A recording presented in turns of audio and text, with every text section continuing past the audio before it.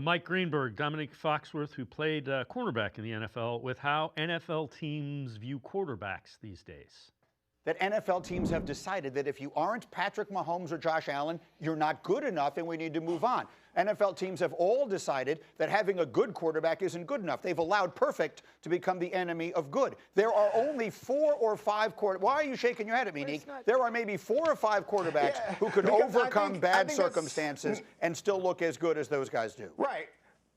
But I think it's not quite true. I think a lot of teams have stuck with quarterbacks that are just good. The problem is, for those teams, they have to pay those quarterbacks like they're great. That's one of the challenges is, like, if your quarterback, you get to free agency and the quarterback has so much leverage because they're like, you want to go back out here and try to find one again? I think that's part of the challenge, which Sam Darnold might have created, is this middle class where you can start to pay quarterbacks less than the next man up gets the next biggest deal.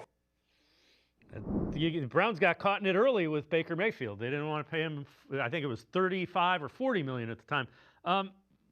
Let me bring it to this, though. Is Shedeur Sanders a good fit with Todd Monken? You know, I think Shedeur can be a good fit. I think he is. I know he is a hard worker from everything I've heard. He's not overly athletic, but he can scramble. If you think about that kind of shot play and throw the ball downfield, you know, we saw with Isaiah Bond and a few other throws. I think he is set up to play well. I've seen that opinion from a variety of people where run the ball a lot and then throw a few deep shots. And so it really just depends, like you said, interceptions and then lost yardage plays. Those are going to be the 2 things that'll decide if he is good enough.